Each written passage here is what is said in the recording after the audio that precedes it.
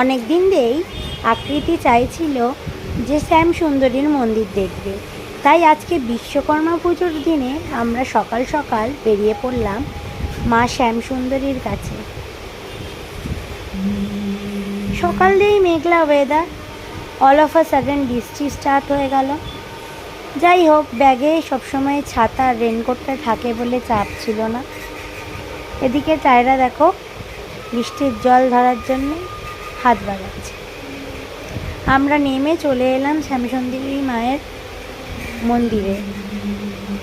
এই যে এই জায়গাটা, যেইখানটা দিয়ে যাচ্ছি, জায়গাটা সরু হলেও কিন্তু খুবই পরিষ্কার। এই গেটটাতে সমস্ত পূজার ডালা সমর্পণ করতে হয়। মানে পূজায় আপনি